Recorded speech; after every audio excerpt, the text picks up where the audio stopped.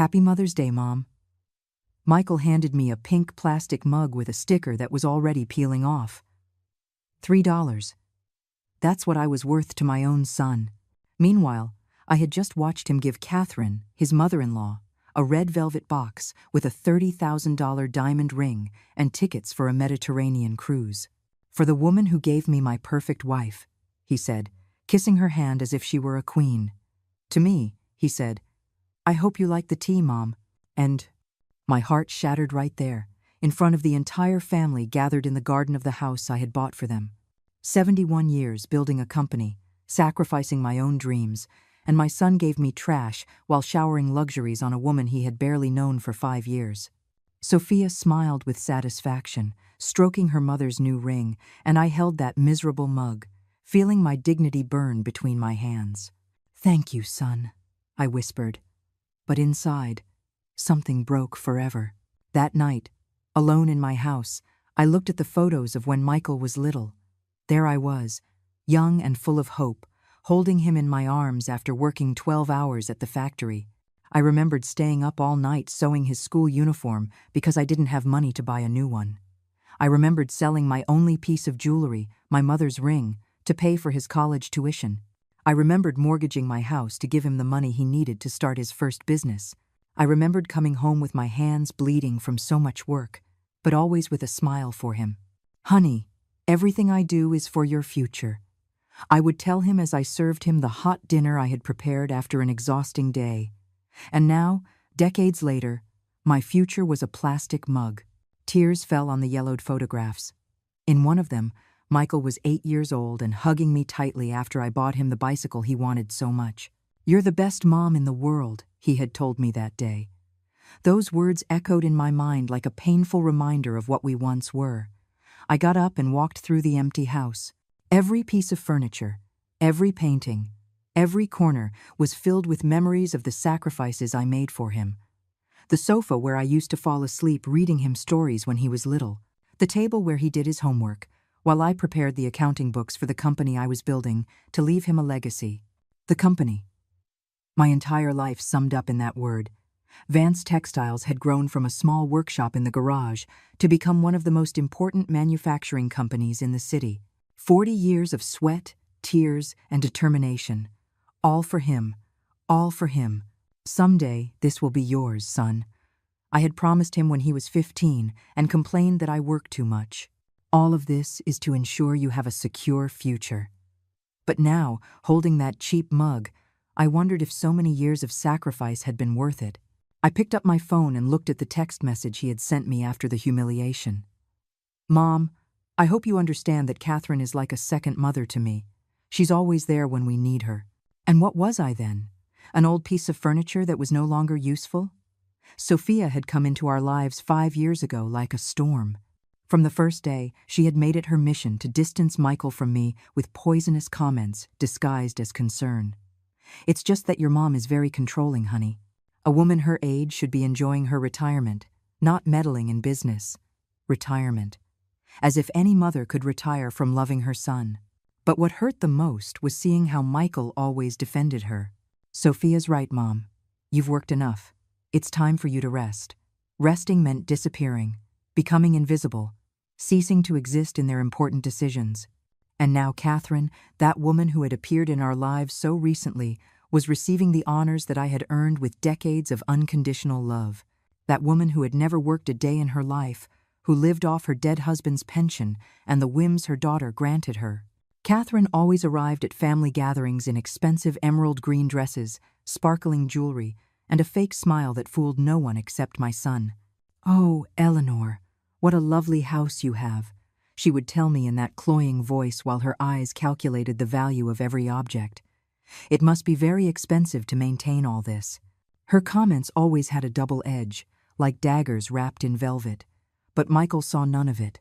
To him, Catherine was the perfect mother-in-law who always had time to listen to him, who never questioned his disastrous financial decisions, who applauded every one of his ideas, no matter how harebrained they were. It's just that my mom is always giving me unsolicited advice, he had told Sophia once, not knowing I was listening from the kitchen. Catherine trusts me. She makes me feel like a successful man. A successful man. My son, who had bankrupted 3 businesses, who lived off the money I transferred to him every month, who drove the car I had bought for him and lived in the house that was in my name. But Catherine made him feel successful simply by not telling him the truth. That Mother's Day night, as I held that miserable mug, I remembered every check I had signed to save Michael from his bad decisions. $50,000 when his first import company went bankrupt. Another $30,000 when he invested in that restaurant that closed after 6 months. And last year, $100,000 more when he got into that pyramid scheme that promised to double his money. "It's just a loan, Mom," he would always say. "I'll pay you back with interest when everything works out." But it never worked out, and the money never came back. I went to the study where I kept all the documents. I opened the drawer where I had the proofs of the bank transfers from the last 5 years, mountains of paper that told the story of my unconditional love and his growing ingratitude. A $15,000 transfer for the down payment on the new SUV, a $20,000 transfer for the vacation to the Caribbean that Sophia wanted so much, an $8,000 transfer for the engagement ring my princess deserves. His princess, that's what he called Sophia. He had never called me a princess, not even when he was a child, and I was his whole world. And there were also the receipts for all the gifts I had given them for Christmas, birthdays, anniversaries, the genuine pearl necklace for Sophia that cost $12,000, the Swiss watch for Michael that was worth $15,000, the Italian furniture for their house that I specially imported and that cost me $40,000. And what had I received in return? A $3 plastic mug. My phone rang. It was a text from Sophia. "Eleanor, I hope you weren't upset by today's gift. We're just a little tight on money these days. You know how the economy island? Tight on money." While they were giving $30,000 in jewelry to her mother, I replied coldly, "Don't worry, honey. I understand perfectly." But I didn't understand anything. I didn't understand how my son had come to value me so little. I didn't understand how a woman who had come into our lives just 5 years ago had managed to replace me in my own son's heart. I closed my eyes and transported myself to those Sundays when Michael was little and we were coming home from church. He would fall asleep in my arms as I drove home, and in the afternoons, we would bake cookies together.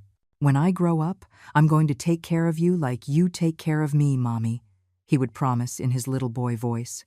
Where was that boy who promised to take care of me? At what point had he become this man who treated me like a stranger? The change had been gradual, so subtle that I didn't notice until it was too late. First, it was the less frequent visits. "It's just that Sophia prefers we spend Sundays with her family, Mom." Then the shorter calls. "I'm in a hurry, I'll call you later." And finally, the total indifference disguised as respect. "It's just that you're older now, Mom. You should be resting instead of worrying about us." Older. That word had become his excuse for everything. I was too old to have an opinion on his finances, too old to visit without notice, too old to expect to be included in their family plans. But I wasn't too old to sign checks, to solve his financial problems, to be his safety net every time he sank into his bad decisions. That night, sitting in my study surrounded by receipts and proofs of payment, I made a decision that would change everything forever. The next day, I woke up early as always. But this time, instead of feeling the familiar weight of sadness, I felt something different, a cold clarity, as if I had woken up from a long, confusing dream. I dressed in my gray business suit, the same one I wore for important meetings, and headed to the office. "Good morning, Mrs. Eleanor," greeted Martha, my secretary of 20 years. "How was your Mother's Day?" Revealing, I replied without stopping. "Martha, I need you to get the bank on the line for me." And then the accountant. "We have important matters to resolve." I entered my office and took all the legal documents of the company out of the safe. Contracts, deeds, powers of attorney. 40 years of work summarized in those yellowed papers I had signed with the dream of building a legacy for my son. My phone vibrated. It was Michael. "Mom, did you deposit this month's money yet? Sophia saw some baby furniture that's on sale." The baby. Sophia was 3 months pregnant, and I had been the last to find out. "We forgot to tell you," Michael had said when he finally deigned to call me.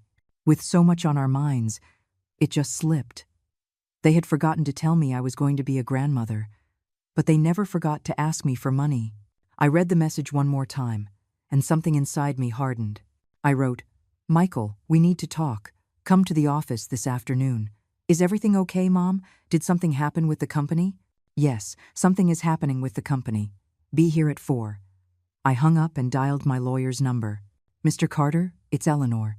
I need to see you urgently. I want to make some changes to my documents." "Of course, Mrs. Eleanor. Is there a problem with the company?" "There's no problem. I just want to protect my assets." While I waited for the appointment, I reviewed the financial statements from the last 5 years. The numbers didn't lie. I had transferred over $500,000 to Michael in loans he never paid back. I had paid his debts, financed his whims, bailed him out of his mistakes, and on top of that, I had put the apartment where he lived in his name, given him 50% of the shares of one of my subsidiary companies, and signed a document naming him the beneficiary of my $2 million life insurance policy. All this while he was giving me plastic mugs. Martha came in with the coffee. "Ma'am, the call from the bank is on line 1. "Thank you, Martha." I picked up the phone. "Mr. Johnson, this is Eleanor Vance. I need to cancel all the automatic transfers I have scheduled to my son's account." "Are you sure, Mrs. Eleanor? Those transfers have been active for over 3 years." "Completely sure. And I also want to cancel the additional credit cards that are in his name. All of them." "Understood. Is there any problem we should know about?" "No problem at all. I'm just reorganizing my finances." After hanging up, I felt strangely light, as if a weight I had been carrying for years without realizing it had been lifted. I remembered the words Catherine had said during the celebration. "Oh, Michael is so lucky to have such a generous mom, although sometimes I think parents give too much and the children get spoiled." At the time, I thought it was just a casual observation. Now I realized it had been a taunt disguised as concern. That woman knew exactly what she was doing, sowing the seed of ingratitude in my own son. Parents who give a lot without demanding anything in return raise ungrateful children, Catherine had added while admiring her new ring. Luckily, my Sophia values me because I've never made things so easy for her. Sophia valued her because Catherine had never had anything to give. It was easy to value someone who wasn't a financial burden, who had no expectations, who simply existed without bothering. I, on the other hand, had been the constant provider, the problem solver, the safety net that was always there. And for that very reason, I had become invisible, a resource that was taken for granted, like the air we breathe. At 2 in the afternoon, Mr. Carter arrived. He was an older, trustworthy man who had handled all my legal affairs for the last 15 years. "Mrs. Eleanor, how can I help you?" "I want to change my will. I want to remove Michael as the main beneficiary and create a charitable foundation." The lawyer looked at me, surprised. "Are you sure? That's a very drastic decision." I have never been more sure of anything in my life. I told him what had happened on Mother's Day, the contempt, the public humiliation, the years of being treated like an ATM. "I understand your pain, Mrs. Eleanor, but don't you think it's better to talk to him first?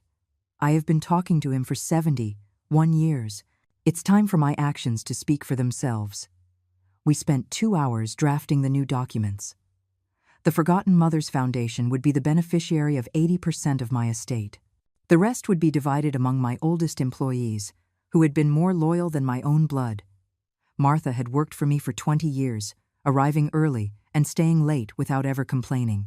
Robert, the head of production, had been like a brother for 15 years, taking care of the company as if it were his own. They deserved my gratitude more than the son who had forgotten me. And what about the apartment and the shares that are already in his name? That can be changed too. I want to recover everything I gave him. That will be more complicated legally, but it can be done. We will have to prove that they were donations conditioned on his respect and care for you. I have all the necessary evidence. At 4 o'clock sharp, Michael walked into my office with that confident smile he always wore when he came to ask for money. He was wearing a new shirt that he had probably bought with the money I had given him last month. His Italian shoes shone under the office lights, and the Swiss watch I gave him for his birthday gleamed on his wrist. "Hi, Mom. What was so urgent?" I looked at him without smiling. "Sit down, Michael. We have a lot to talk about." Are you okay? You look very serious. I'm perfectly fine. In fact, I've never felt better. I laid out all the transfer receipts, gift receipts, and property documents on the desk. Do you know what all this is? Michael looked at the papers nervously. Company documents? No, son. This is the evidence of everything I've done for you over the past few years. Every penny I've given you, every debt I've paid for you, every whim I've financed. His expression changed. The confident smile vanished, and that uncomfortable look he got when he knew he had done something wrong appeared. Mom, if this is about yesterday, I already explained that we're tight on money. We bought Catherine's gift months ago, when things were better. Months ago. My voice sounded colder than I intended. Are you telling me you planned for months to give your mother-in-law a $30,000 gift, but for me you bought a $3 mug the day before? It's not what you think. Then what is it, Michael? Explain to me how your mother, the woman who gave you life, who sacrificed everything for you, is worth 10,000 times less than a woman you've known for 5 years. He shifted uncomfortably in his chair.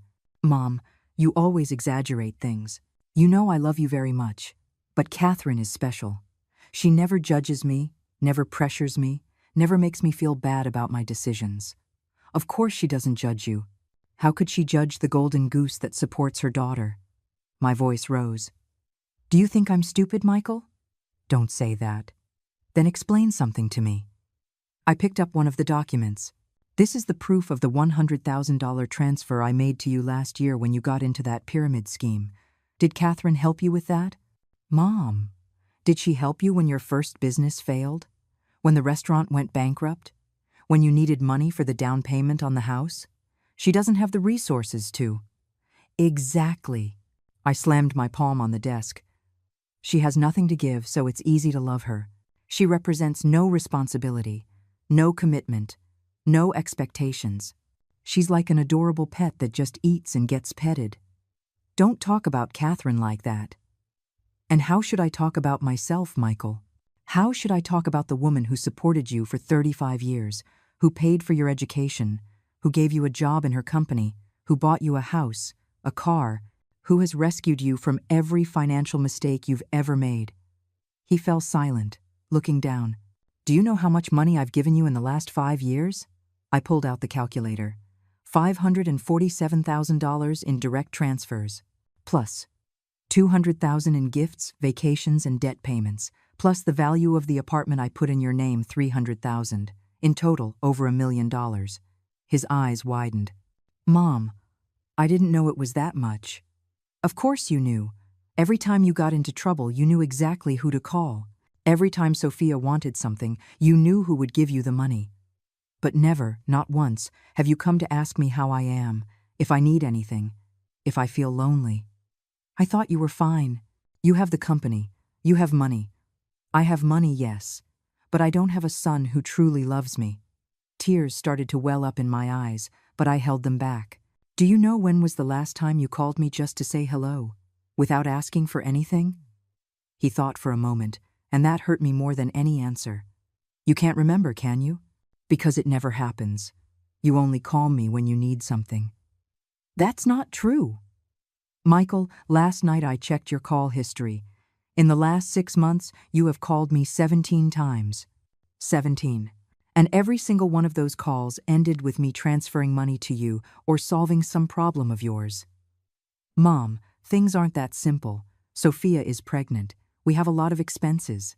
The country's economic situation is difficult. And you think I don't have expenses? You think running a company is free? You think that at 71 years old, I don't have worries? But you've always been strong. You've always known how to solve everything. I've been strong because I've had no other choice. But I'm tired, Michael. I'm tired of being strong, of being the one who always gives and never receives, of being taken for granted. I stood up and walked to the window. The city stretched out before me. The city where I had built my empire working day and night, where I had built a company that provided jobs for 200 families. Do you know what hurts me more than yesterday's gift? I asked without turning to look at him. That Catherine received that ring in public, with a ceremony, with nice words. You gave me that mug as if you were getting rid of an annoying obligation. Mom, I'm so sorry. I didn't realize how it looked. You didn't realize because you don't see me, Michael. To you, I am invisible, except when you need money. I turned to face him. That's why I've made a decision. His face turned pale. What decision? I've canceled all the automatic transfers to your account. I've canceled your credit cards. And I'm changing my will. What? He shot up from his chair as if he had been electrocuted. You're crazy. I'm sane for the first time in years. You can't do that. His voice broke, and for the first time in years, I saw real panic in his eyes. Mom, I have responsibilities. Sophia is pregnant. We have expenses to cover. And I have a dignity to recover. My voice sounded calmer than I felt inside. For 40 years, I've been your financial lifeboat. It's time for you to learn to swim on your own. But you can't just cut me off like this. I'm your son. Yes, you are my son. But when was the last time you acted like one? I walked back to the desk and picked up my phone. Martha, can you bring the documents we prepared with Mr. Carter? What documents? The desperation in his voice was palpable. The new will where I remove your name as the main beneficiary. The charitable foundation I've created will receive 80% of my assets. This is insane. He ran his hands through his hair, just as he did when he was a child and got nervous. You can't leave all your money to strangers. They're not strangers, Michael. They are people who really need help. Mothers abandoned by ungrateful sons, elderly women living in nursing homes because their families forgot about them. People who know the value of love and gratitude. Martha came in with a thick folder. Here are the documents, Mrs. Eleanor. Thank you, Martha. I opened the folder and placed the papers in front of Michael. As you can see, it's all legal. All that's missing is my signature. He took the documents with trembling hands. The Forgotten Mothers Foundation, 80% of the total estate. His eyes scanned the pages quickly. This is over $10 million. Money I built with my own hands, working 12 hours a day while you were playing in the park. Money I thought I would leave to a son who loved and respected me. But that son seems to have died, and in his place grew a stranger who only sees me as a bank account. Mom, please, we can talk about this. I know I've been inconsiderate, but I don't deserve this. You don't deserve it? My voice rose. What is it that you don't deserve, Michael? That your mother has dignity? That she demands a minimum of respect after a lifetime of sacrifice? I do respect you. Lies. I slammed the desk again. If you respected me, you wouldn't have humiliated me yesterday in front of the whole family. If you respected me, you wouldn't have given your mother-in-law a gift 1,000 times more expensive than mine. If you respected me, you would have called to tell me I was going to be a grandmother instead of me finding out by chance. He slumped in his chair, defeated. What do you want me to do? Ask Catherine for the ring back. I want you to understand that actions have consequences. I want you to know what it feels like to be invisible, to be taken for granted, to be valued only for what you can give. My phone rang. It was Sophia. I looked at Michael and answered on speaker. Eleanor? Michael isn't answering his phone. Is he with you? Yes, he's here. Perfect. Tell him we need the money for the baby furniture today. The sale ends, and we don't want to miss it. I looked at Michael fixedly. You tell her, Sophia. Michael? Are you there? We need $20,000. My mom says she knows a bank that can give us a loan, but it would be easier if your mom just transfers the money like always. Like always, I repeated. What an interesting expression. Sophia's voice changed, as if she had detected something strange in my tone. Is everything okay? Everything is perfectly fine, I replied. In fact, Michael is just explaining to you right now that he will no longer be able to ask me for money ever again. What? Michael quickly grabbed the phone. Sophia, I'll explain later. I'm in an important meeting. What did your mom mean by you can't ask her for money? We'll talk later. He hung up and looked at me with pleading eyes. Mom, please don't do this. Sophia won't understand. Sophia will understand perfectly. She will understand that the easy money is over, that you no longer have a cash cow to milk every time you want something. We're not like that. No? I took out my phone and showed the screen. Here are all of Sophia's messages from the last 3 months. Eleanor, we saw a beautiful crib. Eleanor, we need to trade in the car for something safer for the baby. Eleanor, the doctor recommends special, very expensive vitamins. Every single one ended with me transferring money. You're taking things out of context. Really? I continued reading. Eleanor, my mom says that to be a grandmother, you should help us more with the pregnancy expenses. She sent me that message a week ago. Your mother-in-law, that woman who barely knows me, is telling your wife how much money I should give you. Michael fell silent, probably remembering that conversation. And here's my favorite, I continued. Eleanor, Catherine says that truly loving grandmothers always support their daughters financially during pregnancy. We hope you will be that loving to us too. Sophia didn't mean that. Then what did she mean? That I'm an unloving grandmother if I don't give them money? That I have to buy the love of my grandchild who hasn't even been born yet? I got up and walked to the safe. I took out the folder where I kept the family photos. I spread them out on the desk. Look at these photos, Michael. Here you are at 5 years old, when I took you to the park every Sunday for a whole year after your father abandoned us. Here at 10, when I worked double shifts to buy you that bike you wanted. Here at 15, at your graduation, when I sold my car to pay for your study trip to Europe. His eyes filled with tears as he looked at the photographs. And here, I took the most recent one. You were at the wedding. When I spent $50,000 on a party Sophia wanted to impress her friends. Do you see my face in this photo? He studied it carefully. I'm smiling, but my eyes are sad. Do you know why? Because even then, I felt invisible. I was the mother of the groom, the one paying for everything, but Sophia made sure I felt like a second-class guest at my own son's wedding. Mom, I'm not finished. I took another photo. This is from the baby shower Sophia organized to announce the pregnancy. Do you see who is in the center of the photo? Catherine, surrounded by gifts, being congratulated by everyone. And where am I? In the corner, carrying the most expensive gifts that I had bought, but that Sophia presented as if they came from her. That was the day I realized I was no longer the baby's grandmother. I was just the anonymous sponsor of Sophia's whims. I carefully put the photos away. And yesterday, on Mother's Day, you confirmed what I already knew. For you, I am a disposable resource. Michael wiped his tears with the back of his hand. Mom, I know I've been unfair to you, but give me a chance to fix it. You've had 35 years of chances, son. Every time I rescued you from your bad decisions. Every time I paid your debts without complaining. Every time I gave you money without asking for explanations. All those were opportunities to value me. But I do value you. No, Michael. You value my money. There's a huge difference. I sat across from him and looked him straight in the eye. Tell me, when was the last time you asked me how I feel? When was the last time you noticed that I'm getting older, that my joints sometimes ache, that I feel lonely in this huge house? He fell silent, and that silence was more eloquent than any answer. Do you know that last month I had to go to the doctor alone because they found a lump in my breast? A lump that, thank God, turned out to be benign. Do you know why I went alone? Because I didn't want to worry you.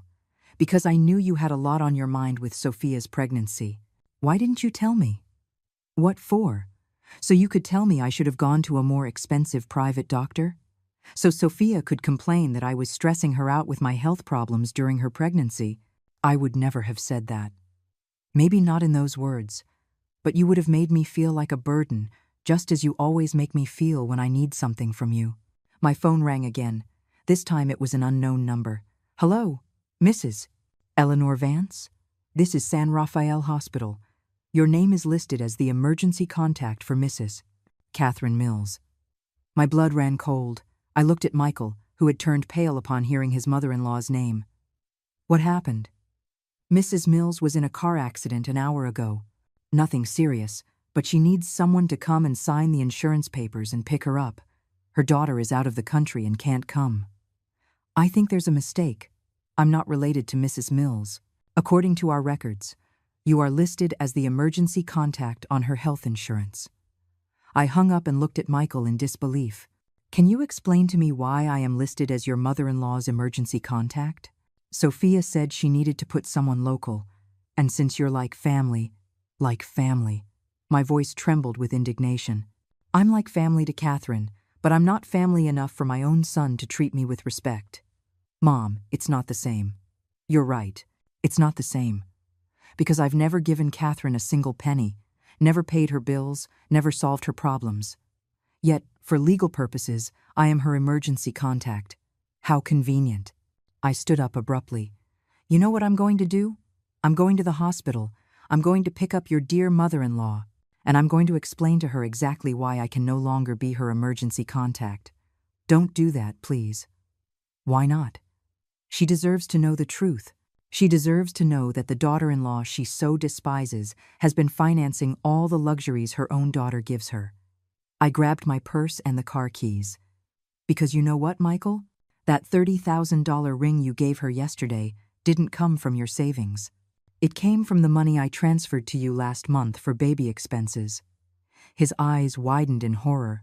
Mom, And the cruise that she was so excited about, you didn't pay for that either. I paid for it, indirectly, with all the loans you've never paid me back. I didn't know you would see it that way. How else was I supposed to see it? You gave my own savings to the woman who constantly humiliates me. My voice broke. You used my money to buy love from a stranger while giving me crumbs. I walked to the door, but I stopped and turned back to him. Do you know what the saddest part of all this is? That when Catherine finds out that everything she received from you was actually my money, she will probably thank me more than you have in all these years. Mom, wait. No, Michael. I've waited long enough. I waited for you to mature. I waited for you to value me. I waited for you to realize everything I've done for you. But I'm not waiting anymore. I walked out of the office, and he followed me down the hall. Mom, you can't leave like this. We have to solve this. I stopped in front of the elevator. I've already solved it. I signed the documents this morning. Your allowance is cut off, your cards are canceled, and your inheritance is going to people who really need it. But I'm your son. The elevator doors opened.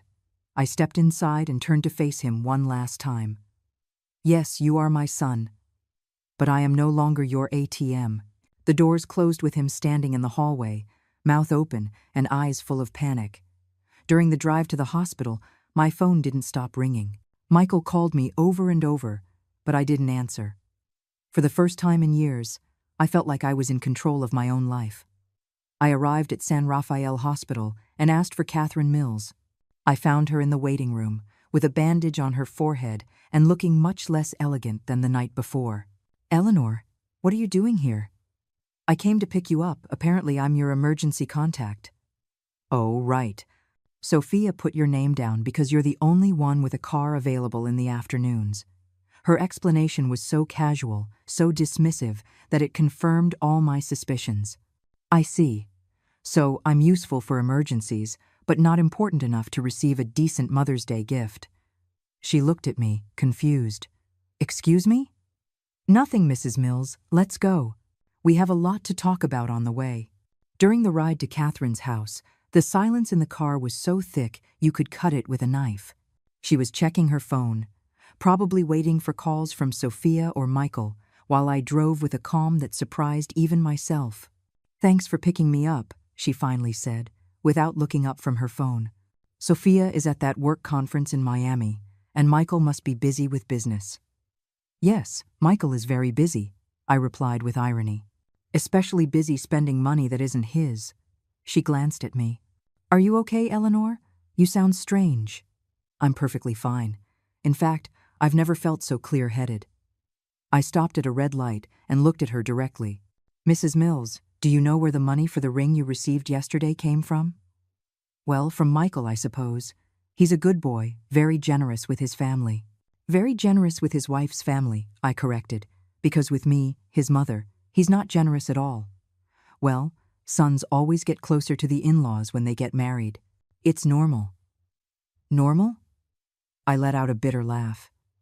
It's normal for a son to give his mother-in-law a gift that's worth 10,000 times more than what he gives his own mother? Catherine shifted uncomfortably in her seat. I'm sure Michael has his reasons. Yes, he does. The reason is that you never ask him for anything. You never question him. You never demand any responsibility from him. It's easy to love someone who doesn't represent any burden. I don't understand what you're referring to. The light turned green, and I continued driving. I'm referring to the fact that the $30,000 ring you were so thrilled about yesterday wasn't paid for with Michael's money. It was paid for with mine. What? Every month, I transfer money to my son. Money for his expenses, his whims, his emergencies. That money ends up financing the gifts he gives you while he gives me crumbs. Catherine was quiet for a moment, processing the information. I'm sure you're exaggerating. Am I exaggerating? I took out my phone and showed her the transfer history. Here it Island. 50,000 in March, 30,000 in April, 40,000 in May. All for baby expenses and family emergencies. Her eyes scanned the screen in disbelief. I didn't know. Of course you didn't know. Because Michael and Sophia have made sure you think he's a successful and prosperous man, when the reality is that without my money, he couldn't even pay the rent. But he has his job. His job allows him to live modestly. Everything else, the big house, the new cars, the vacations, the expensive gifts, all of that comes out of my pocket. We arrived at her house, but I didn't stop. I kept driving. Where are we going? My house was back there. We're going for a drive. I want you to see a few things. I drove towards the city center, towards the buildings where I had my offices. Do you see that building? Yes. It's mine. I bought it 20 years ago, working 16 hours a day. Do you see that factory? Yes. It's also mine. I built it from the ground up, with my own hands, to leave a legacy for my son, a son who now sees me as a nuisance. Catherine remained silent, clearly uncomfortable with the direction the conversation was taking. For 40 years, Mrs. Mills, I got up at 5 in the morning to work on building an empire. Do you know why? So that my son would have a secure future, so that he would never lack for anything. Eleanor, I think you should take me home. I'm not finished yet. My voice hardened. I want you to understand something very important. Every luxury Sophia flaunts, every expensive gift you receive from my son, every trip they take, all of it is being paid for by me. I'm not comfortable with this conversation. I haven't been comfortable for 5 years, since you came into my family and started poisoning my son against me. I have never done that. No? I pulled over in a parking lot and looked at her intently. Weren't you the one who told Sophia that controlling mothers damage marriages? Weren't you the one who suggested I was too meddlesome in my son's life? I was just expressing my opinion. Your opinion has been very costly, Mrs. Mills. It has cost me my relationship with my son. It has cost me my dignity. And it has literally cost over $1 million of my assets. Her eyes widened. $1 million? Yes, that's what I've spent on my son since Sophia came into his life. $1 million that could have been for my retirement, for my medical expenses, for my peace of mind. Instead, it has gone to support a family that despises me. I took out my phone and showed her more documents. Here is the proof of the house that's in Michael's name, but that I paid for. Here is the one for the car he drives, also paid for by me. And here, my favorite, the receipt for the cruise you were so excited about yesterday. You paid for the cruise? Indirectly, yes. With the money I gave Michael last week for pregnancy medical expenses. Catherine covered her face with her hands. My God, I had no idea. Now you know. And you also know that as of today, it's over. I am no longer going to finance this farce. What do you mean? I mean I have canceled all transfers to my son. I have changed my will. I will no longer be the cash cow that supports this family of ingrates. My phone started to ring. It was Michael again. This time, I answered and put it on speaker. Mom, where are you? Sophia is driving me crazy. She says the credit cards aren't working. Hello, Michael. I'm here with your mother-in-law. I was just explaining to her where the money for her gifts yesterday really came from. What? Why are you doing this? Because it's time for everyone to know the truth. Mrs. Mills wants to say something to my son. She took the phone with trembling hands. Michael, is it true that your mother gives you money every month? Catherine, that's not your business. Yes, it is my business, because you gave me gifts paid for with her money. You made me an accomplice to your ingratitude without my knowing. Don't exaggerate. Don't exaggerate, her voice rose. Your mother just showed me that you have received over $1 million from her and you give her plastic mugs." There was a long silence on the other end of the line. "Michael," Catherine continued, "I raised Sophia alone after her father died. I worked double shifts as a nurse to pay for her education. I never had money to give her luxuries, but she always had my love and respect. And now I find out that my daughter is married to a man who doesn't know how to value the woman who gave him everything. Catherine, don't say anything else. Take me home, Eleanor. I've had enough revelations for one day." I hung up the phone and started the car. The rest of the trip was silent until we reached her house. Before getting out, Catherine looked at me with eyes full of tears. "Eleanor, I didn't know any of this. If you had known, what would you have done differently? Would you have told Sophia to respect her mother-in-law more? Would you have told Michael to value his mother? I would never have accepted such expensive gifts knowing they came from your sacrifice. It's too late for that." "No," she said firmly, "it's not too late. I'm going to return the ring, and I'm going to have a very serious talk with my daughter." When I got home that night, I found Michael waiting for me in the living room. He was sitting on the sofa I had bought him, in the house I had paid for, with his head in his hands. When he saw me come in, he immediately stood up. "Mom, we need to talk. We already talked this morning. I think I was very clear. Please, give me 5 minutes. Just 5 minutes." I took off my shoes and walked to the kitchen. He followed me like a lost puppy. "Sophia is hysterical. The cards aren't working. The bank says we no longer have access to the funds, and she doesn't understand what's happening.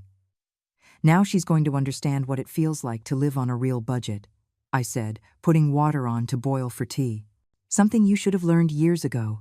Mom, I know I messed up. I know I haven't valued you as you deserved, but you can't just cut everything off from one day to the next." "Why not? You cut off your respect for me from one day to the next. You cut off your gratitude, your consideration, your filial love. Why can't I cut off my financial support? Because we're family." "Family," I turned to face him. "When was the last time you treated me like family, Michael? When did you invite me to dinner just because you wanted my company? When did you call me just to ask about my day? That's going to change." "No, it's not going to change, because you've had 5 years to change, and you've only gotten worse." I poured my tea and sat at the table. "Do you know what Catherine told me before she got out of the car?" "What?" "That she's going to return the ring. That she feels ashamed to have received something paid for with my money while I was being humiliated." Michael slumped into a chair. "She doesn't have to return anything. She has more dignity in her little finger than you have in your whole body." I took a sip of tea. "And I barely even know her." My phone rang.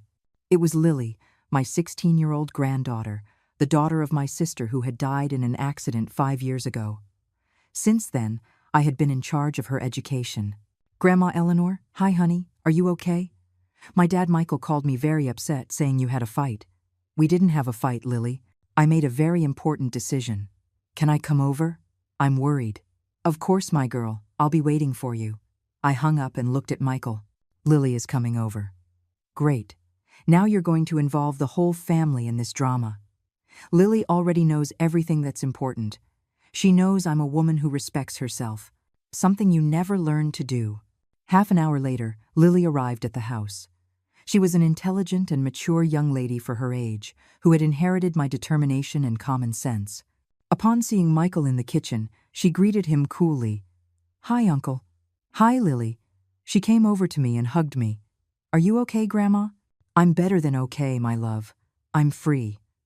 "Free from what?" "Free from pretending they love me when they only love my money." Lily looked at Michael with disapproval.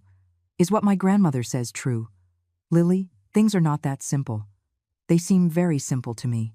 She sat next to me.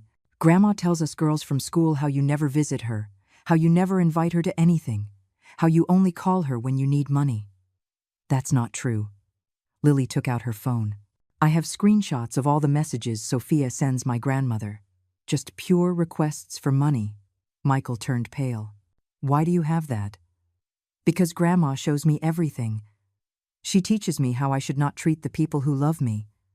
Lily took my hand.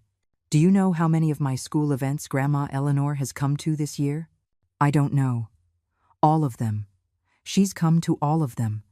To every play, every awards ceremony, every basketball game. Do you know how many you've come to? I've been busy. 0 times. 0. And that's even though Grandma always invites you. And, Lily, don't get involved in adult problems. These aren't adult problems. These are basic education problems. Her voice sounded more mature than her 16 years. Any 5-year-old child knows you have to be grateful to the person who takes care of you. Michael stood up, clearly frustrated. I didn't come here to get a moral lecture from a teenager. Then maybe you should leave, Lily said coldly. Because here, we only want people who respect my grandmother. She's my mom. Really?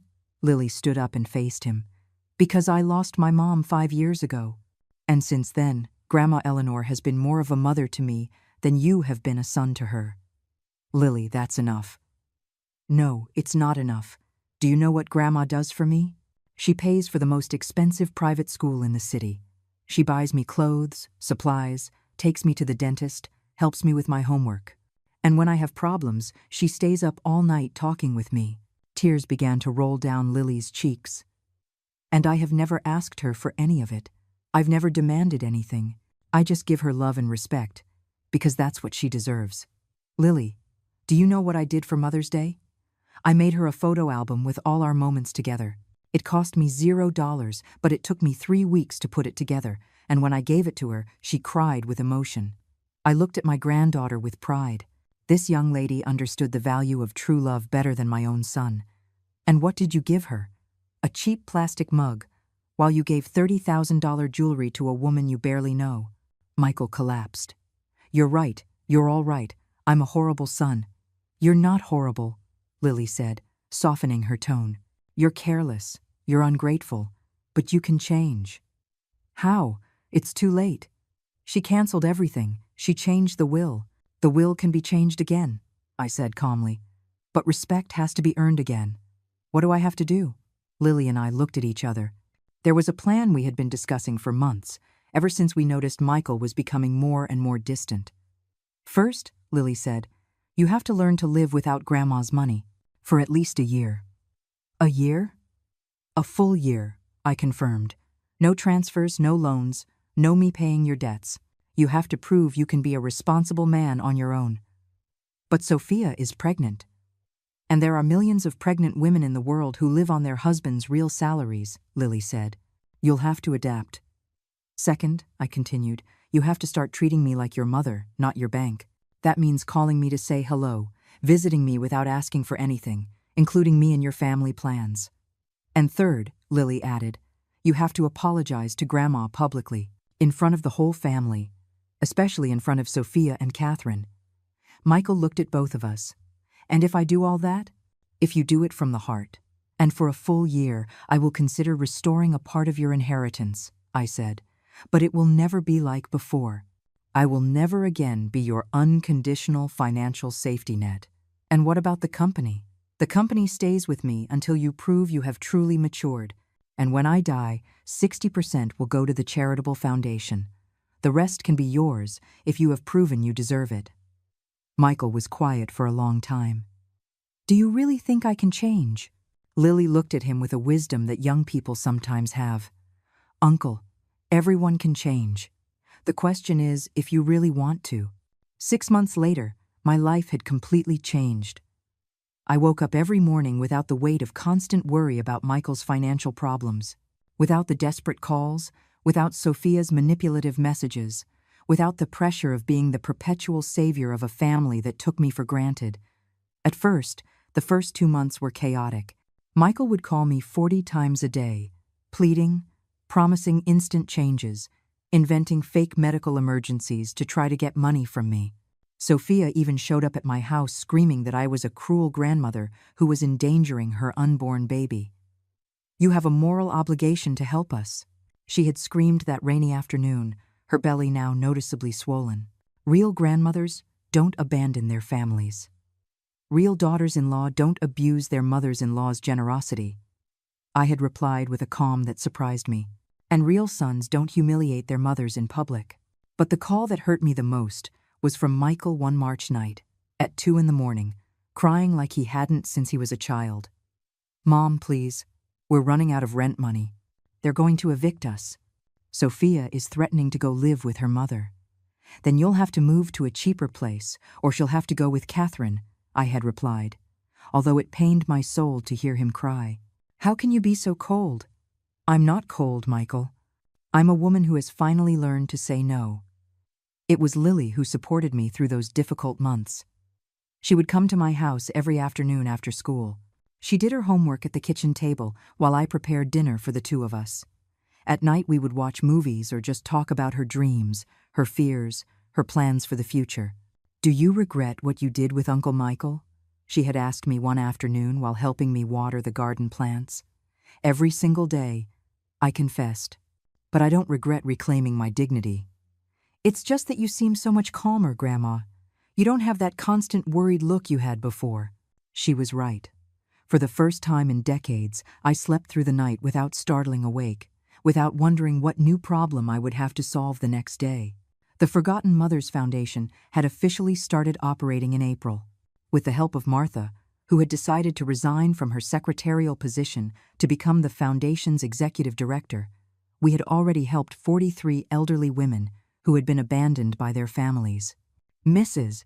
Eleanor," Martha had told me one afternoon as we reviewed the new cases, "you can't imagine the gratitude of these women. Some of them hadn't had a visit from their children in years." "I can imagine it perfectly," I replied, because I was on the verge of becoming one of them. The case that had touched my heart the most was that of Mrs. Beatrice, an 80-year-old woman who had worked her whole life as a housekeeper to give her 3 children a college education.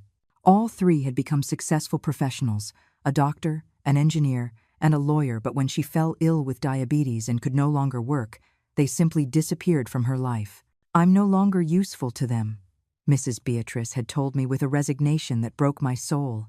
"When I was useful, when I could take care of their children while they worked, then they loved me." "Don't talk like that, Mrs. Beatrice. You gave them everything. They owe you everything. But children have no memory, my dear.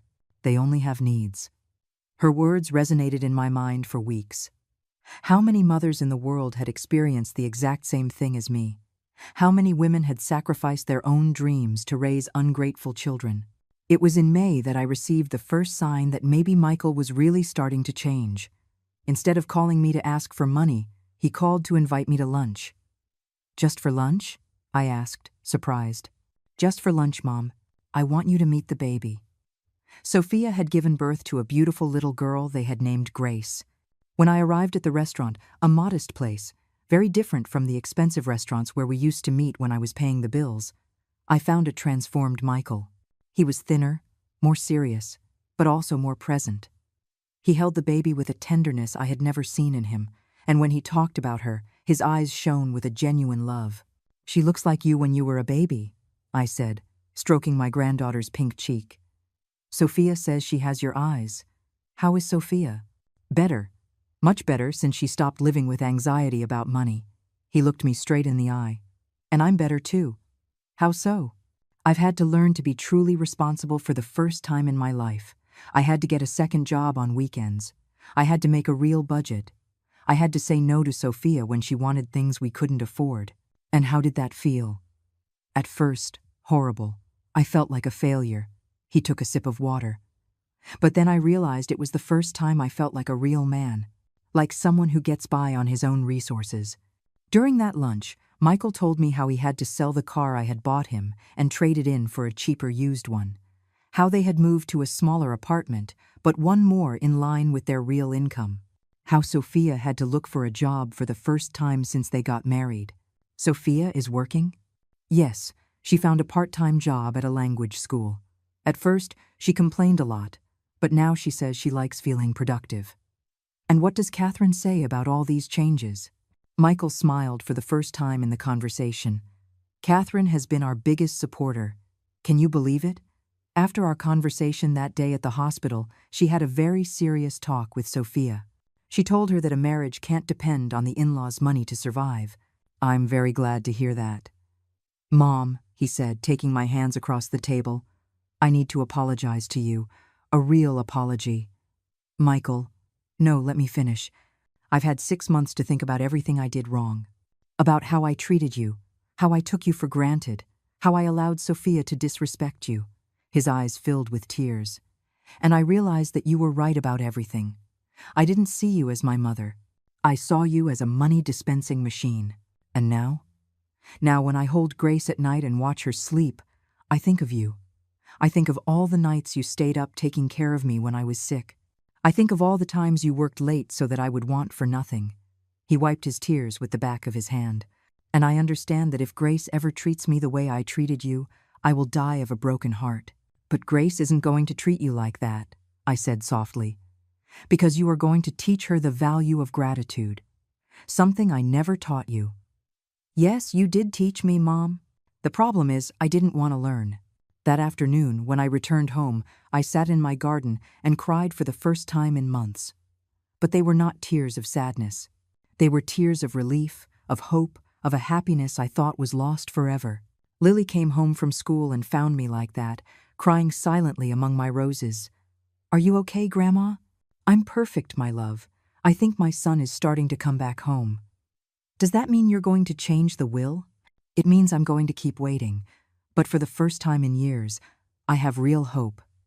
That night, as I was getting ready for bed, I looked at my reflection in the mirror.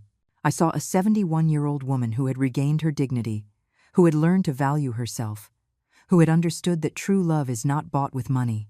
"I don't need permission to live today," I told my reflection, remembering the phrase Lily had written on a card for me. And for the first time in decades, I fell asleep in complete peace, knowing that I had chosen happiness over convenience, dignity over comfort. The next day, the phone rang early. It was Michael. "Good morning, Mom. I was just calling to say hello and ask how you slept." I smiled. Maybe, after all, it's never too late for a son to learn how to truly love. 2 years later, my life had become something I had never imagined possible. This year's Mother's Day morning began very differently from that terrible celebration that had changed everything forever. I woke up to the smell of freshly brewed coffee and the sound of laughter coming from the kitchen. When I came downstairs, I found Lily preparing breakfast while Grace, now 2 years old, played with her blocks on the floor. My granddaughter had grown into an elegant and mature 18-year-old young woman who had won a full scholarship to study medicine. "Good morning, Grandma Eleanor." Lily greeted me with a radiant smile. "Grace and I wanted to surprise you with your favorite breakfast." Little Grace ran towards me with her arms outstretched. "Grandma, Grandma." I lifted her into my arms and felt that deep peace that only genuine, unconditional, and selfless love can give. "Where are Mom and Dad?" I asked as Grace played with my necklace. "They're on their way. Michael had to go pick up your gift." "My gift?" "Yes, this year is special." At 10 in the morning, Michael and Sophia arrived. But not alone. They were accompanied by Catherine, who had become an unexpected ally during these 2 years of family reconstruction. "Happy Mother's Day, Mom," Michael said, hugging me with a warmth that had taken him 37 years to develop. "Happy Mother's Day, Eleanor." Sophia greeted me, and for the first time in years, her greeting sounded sincere. "We brought something special for you." Michael handed me a small box, but unlike that plastic mug from 2 years ago, this one was carefully wrapped and accompanied by a handwritten letter. "Before you open the gift," Michael said, "I want to read you something." He unfolded a piece of paper and began to read with an emotional voice. "Dear Mom, it has been 2 years since you taught me the most important lesson of my life. 2 years since you forced me to grow up, to mature, to value what really matters. During this time, I have learned what it means to be a real son, not just a recipient of favors." His eyes filled with tears, but he continued, "I have learned to call you just to hear your voice. I have learned to visit you without needing anything.